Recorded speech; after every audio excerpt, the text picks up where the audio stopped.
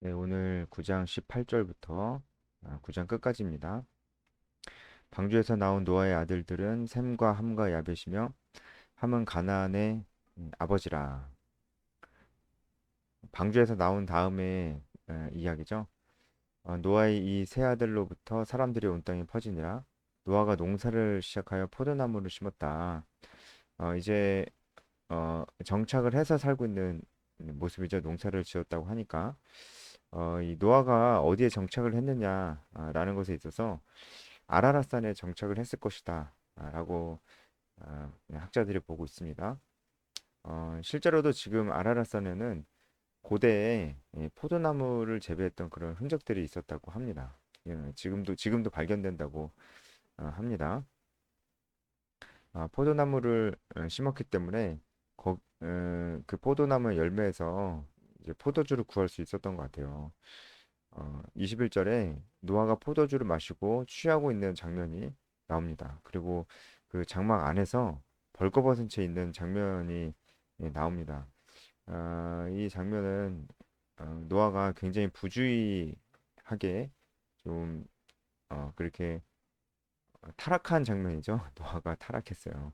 그런 장면인데 이 장막 안에서 지금 이렇게 그 하체를 다 벗고 술에 취해 있는 장면도 어, 그가 아무튼 뭐 자기 절제가 안 되고 있는 그런 상태다라는 것을 보여주고 있습니다. 노아가 잘못했습니다. 노아가 지금 죄를 짓고 있는 거예요. 절대 잘하고 있는 게 아닙니다. 제가 이렇게 말씀드린 이유는 나중에 노아가 자기 아들들에게 어떤 예언을 하는데 뭐 자기가 했다는 것에 대한 뭐 반성이나 그런 게 없기 때문에 이게 노아가 지금 잘못한 게 맞냐 이런 생각이 들 정도로 어, 그 자기 아들들에 대한 어떤 축복과 저주의 예언을 하거든요. 어, 하지만 잘못한 게 분명히 맞습니다. 노아가 잘못했습니다. 그 장막 안에서 벌거벗고 있었습니다. 여기에 대해서 이 세 아들의 반응이 다 다릅니다. 22절에 가나안의 아버지 함, 이 함이 셈, 함, 야벳 중에 함이 가나안의 아버지라고 나오는데 18절에도 가나안의 아버지라고 이렇게 또 나오잖아요. 어, 이 가나안 족속이 이제 여기서부터 등장을 하고 소개가 되는데요. 이 가나안 족속은 이스라엘 역사에서 너무나 중요한 족속이고 이스라엘을 괴롭히고 원수였던 족속이기 때문에 여기 이렇게 등장을 하는 겁니다. 근데 가나안이 그 노아의 하체를 본 건 아니고 함이 그 아버지 하체를 보고 바깥으로 나가서 그의 두 형제에게 알렸습니다. 여기서 함이 그 아버지의 하체를 보았다라고 했을 때, 그냥 본 게 아닙니다. 이 보았다라고 했을 때 이 히브리어 표현이 라라는 표현이 쓰였는데 이것은 구체적으로 면밀히 살피고 즐겨보는 것을 그렇게 얘기를 하거든요. 그러니까 함이 지금 그 아버지 노아만큼 잘못하고 있는 거예요. 뭔가 그 노아의 이 행동을 보고 굉장히 어, 면밀하게 관찰하면서 이 하차라고 하는 것은 아마도 노아의 성기가 드러났을 것이다 그렇게 보는데 웬일인지 그것을 그렇게 보면서 즐기고 있는 그런 모습들을 보는 겁니다. 보여주는 겁니다. 그 구체적인 거는 잘 모르겠어요. 도대체 왜 이런 행동을 보여주고 있는 것인지 분명한 건 함도 노아와 마찬가지로 잘못하고 있는 거고요. 더 구체적으로 말하자면 함은 죄를 짓고 있는 겁니다. 이게 제일 중요하죠. 어, 뭐 그 이외의 상황들은 우리가 지금 다 정확하진 않고 다 그 추측해야 되는 상황인 것 같아요. 어, 함이 원래 자기 아버지 노아를 좀 업신여기는 마음이 원래 있었다라고도 우리가 추측을 해볼 수 있는 것이고, 그리고 이것을 어떤 빌미 삼아서 어, 아버지를 업신여기는 어떤 소재로 사용하려고 그렇게 자세히 보고 또 그것을 즐겨보고 했던 것이 아닐까라는 생각도 한번 해봅니다. 추측이죠. 그러니까 어쨌든 분명한 건 함이 죄를 짓고 있는 겁니다. 노아처럼 죄를 짓고 있는 건데 그런 의미에서 하체를 본 겁니다. 그리고 그의 형제에게 알렸습니다. 이 알리는 것도 좋은 의미로 알린 게 아니겠죠. 이 형제들에게 알린 것도 함이 죄를 짓는 겁니다. 근데 셈과 야벳의 반응은 달랐습니다. 옷을 가져다가 자기들의 어깨에 메고 뒷걸음쳐 들어가서 그들의 아버지 하체를 덮었고 그들의 얼굴을 돌이키고 그들의 아버지 하체를 보지 아니하였더라. 자, 이제 24절에 노아가 술이 깨어서 그 아들들이 자기에게 한 일을 알고 이제 각 아들들에게 있어서 어떤 예언의 말씀을 하게 됩니다. 이제 일단은 노아가 지금 술이 깨어서 이제 자기 아들들에게 예언의 말씀을 하는 장면이 나오는데 어, 노아가 자기가 뭔가 반성했다거나 자기의 어떤 잘못에 대해서 뉘우치고 있다거나 그런 장면이 전혀 나오지 않고 술이 깨어서 바로 아들들에게 그 어떤 이에겐 저주를 어떤 이에겐 축복의 예언을 하고 그것도 하나님의 이름으로 예언을 하는 것을 하는 장면이 바로 나오기 때문에 노아가 지금 이게 자기가 잘못한 걸 알고 있나 아니면은 그 자체가 잘못한 게 아니었나 이런 생각을 하게 되는데 앞서 말씀드렸지만 노아가 잘못한 겁니다.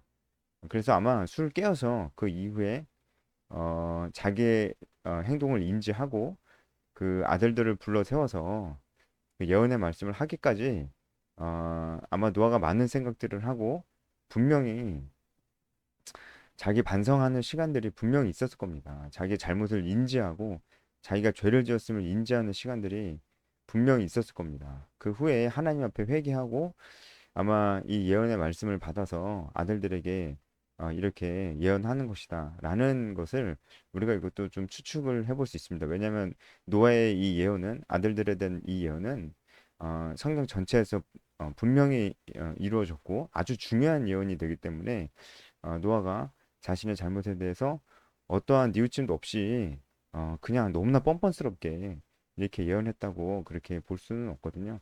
오히려 이제 노아가 굉장히 깊이 후회하며 어, 아파하며 자신의 죄에 대해서 아파하며 이렇게 예언했을 것이다 이렇게 생각이 듭니다. 어쨌든 노아 잘못했어요. 노아 잘못했습니다. 이제 노아가 죄를 짓게 된 어떤 원인이 또 술에 있잖아요. 물론 더 근본적인 원인은 노아가 자기 절제가 되지 않은 거였는데, 그래서 우리가 음주에 대해서도 좀 생각해 볼 필요가 있습니다.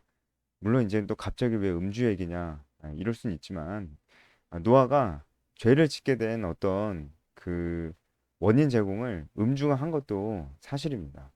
더 근본적인 건 이제 노아의 어떤 그 마음 가운데 있는 부주의함, 죄성이겠지만, 어, 그 부주의함과 죄성에 기름을 부은 것은 분명히 음주입니다. 그래서 지금도 뭐 제가 이거는 오늘 주제하고는 관련이 없는 얘기지만 술 이야기가 나오니까 아주 간단하게 여러분과 함께 생각해 보고 싶습니다. 크리스찬의 음주는 우리가 어떻게 생각해야 되는가? 결론부터 말씀드리자면 술은 어, 술 취하면 안 되겠죠. 이것만 봐도 술 취하면 우리가 죄의 문을 열어주게 됩니다. 우리가 죄를 짓기 너무 쉬운 상태로 되기 때문에 술 취하는 건 안 되죠. 그런데 어느 정도 돼야 술 취한 걸까요? 술 취한 본인은 자기가 술 취했다는 것을 객관적으로 파악할 수 있을까요? 그러기가 쉽지 않습니다. 그렇기 때문에 술은 그 자체로 우리 적어도 우리 교회 공동체 안에 음주라는 문화가 안 들어오는 게 제일 좋습니다. 왜냐면 우리 가운데는 어떤 이는 절제력이 연약한 사람도 있습니다. 그러니까 나는 절제를 잘하기 때문에 크리스찬 음주 뭐 자기가 알아서 절제하면 되지. 그거 가지고 왜 그러냐 이렇게 얘기하는 사람들은 본인은 있는 정말 말 그대로 절제를 잘할 수도 있어요. 근데 교회 공동체 안에는 그렇지 않은 사람들도 많습니다. 예, 그런 사람들은 생각을 해야죠. 만약에 그 사람들이 절제를 안 했다. 그리고 밖에 나가서 아주 흉한 모습들을 보여주고 심지어 죄까지 저질렀다. 그러면 그게 남의 일입니까? 그게 남의 일이 아니죠. 왜냐면은 그 사람은 크리스찬이에요. 크리스찬인데 그렇게 한 거예요. 그런 모습을 그 사람 주변에 있는 넌 크리스찬들도 보겠죠. 그러면서 어떤 생각을 하게 될까요? 만약에 술 취한 크리스찬에 의해서 어떤 사람이 직접적으로 피해를 입었다면, 그리고 피해를 입은 그 사람이 자기에게 피해를 준 그 가해자가 아, 크리스찬이라는 거 알면 그러면 어떤 결과가 나타날까요? 우리가 이런 것까지 생각해야 됩니다. 너무 음주에 대해서 아니라는 사람들은 너무 자기밖에 모르는 사람들이라 저는 그렇게 생각을 합니다. 뭐, 예, 이 말씀으로 그냥 간단히 마무리하자면 음주는 없는 게 좋아요. 있는 것보다 없는 게 좋습니다. 우리 교회 공동체 안에 음주라는 문화가 아니 아무래도 없는 게 제일 좋지 않겠어요? 죄를 안 지으려면 아무래도 없는 게 제일 좋습니다. 아무래도 뭐 안 마시면 죽는 건 아니잖아요. 없는 게 제일 좋은데 그게 없기가 쉽지가 않잖아요. 전 세계에 막 다 술 다 마시니까. 근데 너무나 감사하게 우리나라 교회 문화에는 음주 문화가 아직은 없어요. 아직도 이제 술 마시는 것은 교회 안에 건전한 문화로 생각하고 있진 않잖아요. 당연하거나 이런 문화로 생각하고 있진 않잖아요. 그럼 감사한 거 아닌가요? 그러면은 일부러 아니 굳이 음주란 문화를 이 교회 공동체 안으로 들여와야 될까요? 나는 절제할 수 있어. 그냥 이런 생각으로 이 음주라는 문화를 교회 가지고 들어올 생각이세요? 그 그게 정말 어리석은 생각이다. 저는 그렇게 생각합니다. 아니 음주 문화가 없는데 너무 감사하게 없는데 왜 가지고 들어오려고 하냐고요. 그러면 안 되겠죠. 오늘은 술에 대한 얘기가 아닌데 잠깐 술 얘기가 나와서 잠깐 얘기를 했습니다. 어쨌든 그런 의미에서 노아가 잘못했어요. 노아가 당대의 의인이었는데 노아도 결국은 죄인이라는 것을 좀 보여준 것이죠. 그래서 노아가 이제 예언을 하는 장면을 요걸 오늘 설명해야 되는데 요 장면을 좀 설명하겠습니다. 25절에 이에 이르되 가나안은 저주를 받아 그의 형제 종들의 종이 되기를 원하노라. 함이 잘못했는데 그의 아들인 이제 가나안이 저주를 받는 장면입니다. 그러니까 함과 가나안이 아마도 함께 그 노아의 하체를 부끄럽게 어, 여기고 그 한마디로 이제 아버지를 굉장히 업신여기는 일에 이 함과 가나안이 아마 동참하지 않았을까 이렇게 생각을 합니다. 그래서 함이 저주를 받는 건데 지금 가나안의 이름이 또 나오는 거예요. 그것은 이제 가나안이 앞으로 전개될 이스라엘 민족에 있어서 굉장히 중요한 종족이 되기 때문입니다. 그래서 가나안이 저주를 받는다는 얘기는 함이 저주를 받는다는 거겠죠. 그래서 이 함이 받는 저주는 종들의 종이 되기를 원하노라. 그래서 실제로 이 가나안 족속은 나중에 이스라엘 백성들의 종이 되죠. 다윗 시대에도 솔로몬 시대에도 계속해서 이스라엘 백성들의 종이 됩니다. 자, 일단은 제가 쭉 간단하게 한번 설명드리고 전체적으로 이 예언이 갖는 의미를 좀 전체적으로 설명을 좀 드릴게요. 26절 또 이르되 셈의 하나님 여호와를 찬송하리로다. 가나안은 셈의 종이 되고 말씀드렸죠. 가나안은 셈은 이제 그 아시아인의 조상입니다. 그래서 이스라엘은 아시아죠. 아시아. 그 이스라엘 족속은 아시아입니다. 그러니까 셈은 이스라엘 족속의 조상이에요. 그래서 그 가나안이 이스라엘의 종이 되는 게 맞죠.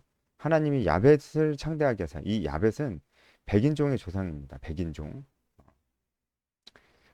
그래서 셈의 장막에 거하게 하시고라는 것은 셈과 그 축복을 나눈다는 거예요. 그러니까 야벳도 그 셈과 동일한 축복을 받는데 그러니까 뭔가 나누어 갖는 거니까 셈의 축복이 훨씬 더 정통성이 있는 겁니다. 그리고 야벳은 그 축복을 나누어 가는 겁니다. 제가 무슨 의미인지 좀 설명해 드릴게요. 가나안은 그의 종이 되게 하시기를 원하노라. 야벳의 종도 이제 가나안은 야벳의 종도 되는 것입니다. 그 후에 노아는 350년을 더 살았습니다. 그리고 노아의 죽음에 대해서 이렇게 나옵니다. 자, 일단은 이 노아의 예언을 우리가 좀 생각해 보기를 원합니다. 이 예언은 노아가 죄를 저지르고 난 다음에 한 예언이지만 분명히 하나님께서 주신 예언이라는 것은 확실합니다. 왜냐하면 이 일대로 그대로 이루어졌기 때문에 우리가 그것을 생각하면서 이 예언을 봐야 됩니다. 만약에 노아가 그냥 개인적인 감정으로 이 괘씸한 함과 가난, 너네 저주나 받아라 이런 마음으로 이 얘기를 한 거라면 어, 좀 그 이게 정말 그 이 예언들이 안 이루어졌겠죠. 그냥 개인적인 감정으로 얘기한 거라면 그렇죠. 근데 이 예언이 그대로 이루어졌잖아요. 그러니까 분명히 이것은 노아가 하나님께 받아서 한 예언이지 개인적인 감정만으로 한 것은 아니다. 이렇게 우리가 좀 생각을 해볼 수가 있습니다. 그리고 아무리 예, 그 노아가 화가 나도 자기 아들과 또 그 자손들에게 이런 엄청난 저주를 퍼부을 그런 아버지가 있을까요? 그러니까 노아가 이것은 개인적인 감정으로 한 것은 아닙니다. 자, 어쨌든 이것이 하나님의 말씀이고 예언입니다. 근데 함과 가나안은 이 저주를 받는 예언을 이제 받은 거예요. 그럼 뭐냐? 우리가 이제 첫 번째 드는 생각은 그 함과 가나안은 자기가 잘못해서 저주를 받은 게 맞다. 그러면 그 자손들은 뭐냐? 그 자손들은 아직 태어나지도 않았고 잘못하지도 않았는데 뭐 그냥 그 대대로 저주를 받는 거예요? 뭐예요? 그럴 수가 있는 것인가? 어, 이제 뭐 그 자손들은 얼마나 억울해요. 무슨 잘못이야? 이렇게 생각할 수 있습니다. 여기에 대해서 제가 일단 말씀드릴게요.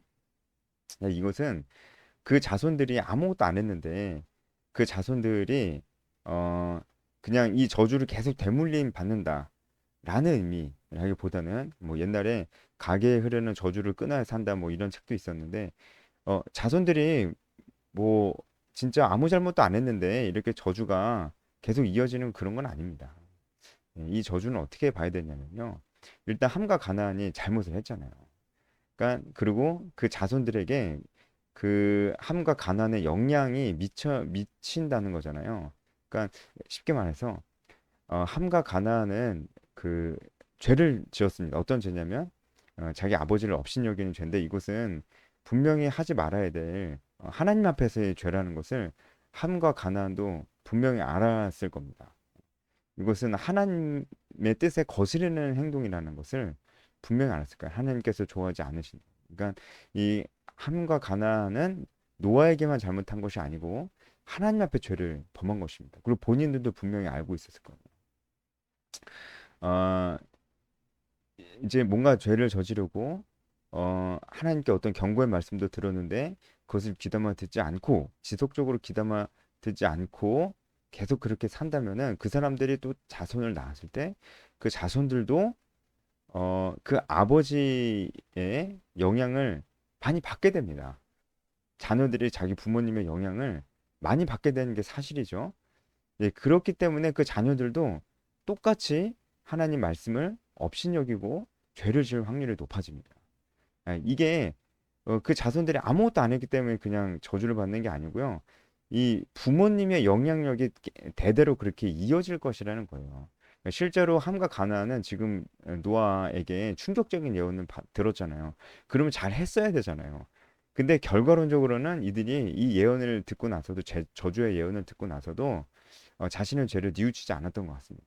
그래서 결국은 이 예언대로 돼요. 꼭 누가 생각나나요? 가인이 생각나죠, 가인. 가인도 하나님께 그 책망을 받았는데 뉘우치지 않죠. 그리고 그 가인의 후손 라멕 생각나죠. 결국은 가인의 후손들이 하나님을 대적하는 세상의 어떤 편에 서는 그런 자손들이 되게 됩니다. 네, 그런 의미입니다. 그런 의미에서 이 저주가 계속 흐릅니다. 그래서 우리가 흔히 말하는 뭐 가게에 흐르는 저주를 끊어야 산다 이런 얘기를 하는 사람들은 이런 부모가 가지고 있는 어떤 영향력의 측면에서 부모가 하나님 앞에 이제 죄 짓는 것을 우습게 여기고 막 그런 생각을 신앙이 뭐 그렇게 좋지도 않고 아니면 없거나 이러면은 그 부모의 영향력을 받아서 자손들이 이제 그럴 확률이 높아진다. 라는 식으로 해석하는 게 아니고 샤머니즘적으로 어떤 가게에 흐르는 특별한 어떤 저주가 있다라는 식으로 기독교 안에서도 그렇게 얘기하는 사람들이 있는데 아주 잘못된 기독교 샤머니즘적인 혼합주의적인 생각이다 이렇게 말씀드릴 수 있습니다. 그래서 가나안이 받는 저주는 그렇게 우리가 봐야 된다. 셈과 야벳의 축복에 대해서 좀 설명을 드리겠습니다. 일단은 셈의 축복이 가장 특별합니다. 우리가 이건 알아야 됩니다. 셈의 하나님 여호와를 찬송하라. 여기서 하나님은 엘로힘, 여호와는 어, 이제 여호와라고 쓰였죠. 엘로힘과 여호와라는 다 하나님 한 분을 가리키는 단어인데 좀 그 의미가 좀 다르다고 그랬죠. 보통 이제 그 성경에서 엘로힘이라고 쓸 때는 전능하신 하나님에 대해서 나타나고 여호와는 약속을 지키시는 하나님에 대해서 그런 의미를 좀 담고 있어요. 근데 이 엘로힘과 여호와가 같이 쓰였다는 것은 셈의 축복이 전능하신 하나님께서 베푸시는 신실하신 약속을 성취한다는 그런 의미가 좀 있겠죠. 그래서 셈의 조상에서 그리스도가 나옵니다. 이것은 분명히 어, 이 땅에 오실 그리스도에 대한 예언이 분명합니다. 이제 아담과 하와가 죄를 지었을 때 그들에게 약속했었던 여자의 후손에 대한 그 약속이 셈을 통해서 이제는 이어져 갈 것이라는 것을 얘기하는 것이죠. 그래서 이것은 아주 이제 중요합니다. 노아까지 결국은 노아도 어쩔 수 없는 죄인이다라는 것을 보여줬어요. 그래서 어떻게 보면 굉장히 절망적일 수 있습니다. 절망적일 수 있는데 그럼에도 불구하고 하나님께서 그 약속을 이어가신다. 결국은 여자의 후손, 이 인류를 구원할 그 여자의 후손이 분명히 오신다라는 것을 그 희망을 계속적으로 어, 하나님께서 그 약속을 계속적으로 어, 주신다라는 것이죠. 셈의 축복은 그겁니다. 그러니까 음, 이 예언을 하는 노아도 그 마음이 정말 하나님 앞에서 정말 많이 부끄러웠을 겁니다. 어, 그리고 정말 감사했을 겁니다. 그런 생각을 하면 되고요. 야벳이 그 이 셈의 축복을 나누어 갖는다고 그랬잖아요. 이 야벳은 백인종 유럽 사람들 이 백인종의 후손들이다 이렇게 볼 수 있는 그 조상이다 볼 수 있는데 결국은 이 예수님은 이제 아시아에서 나오시잖아요. 그 셈은 아시아의 조상이라고 그랬어요. 이 그 예수 그리스도로부터 시작된 그 복음이 결국은 제일 먼저 이 백인들 이제 바울이 이 백인들 이 야벳의 후손들인 유럽으로 복음을 가져가서 유럽이 예, 이제 복음화가 되잖아요. 그래서 그런 의미를 얘기하는 겁니다.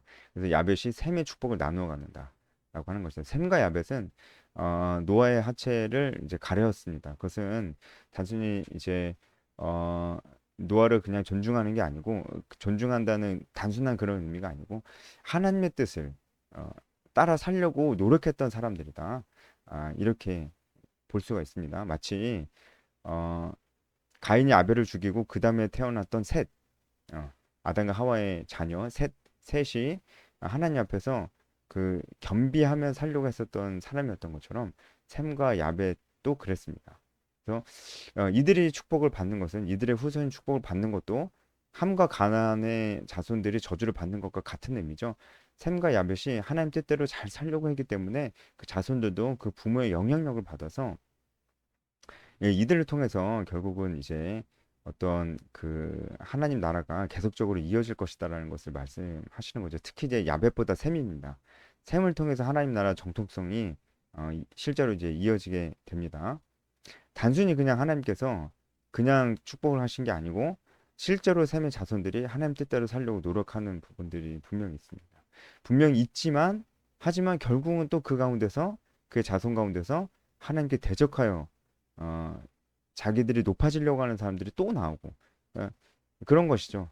그렇죠? 결국은 이제 아담과 하와의 그 자녀인 셋 하나님 나라를 계보를 이어갔던 그 셋의 자손들도 처음엔 잘하다가 나중에는 잘못해서 하나님의 아들들과 사람의 딸들이 결혼했다라고 했을 때 이제 셋의 자손들이 이 세상 이 세상과 섞여서 하나님 뜻을 따르지 않으려고 해서 홍수가 난 거잖아요.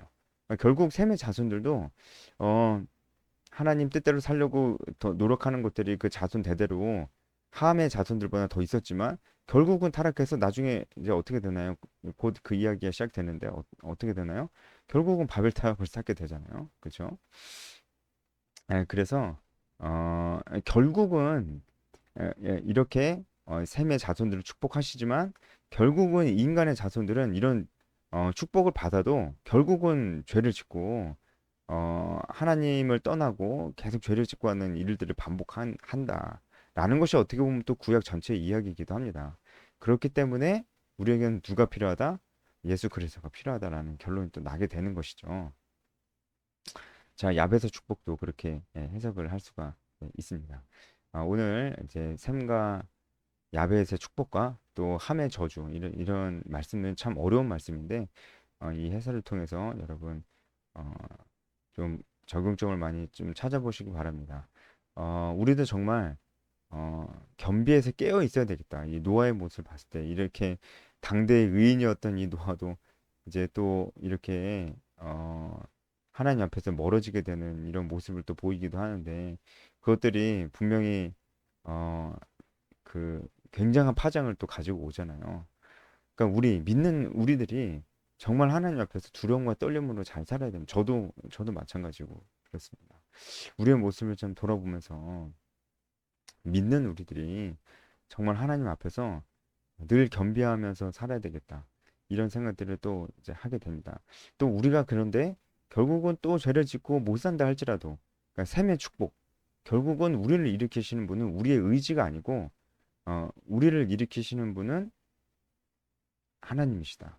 결국 우리가 하나님을 의지할 때 우리가 하나님 뜻대로 살 수 있다라는 그런 적용점을 또 묵상 포인트를 좀 찾아보게 됩니다. 오늘 여기까지 하겠습니다.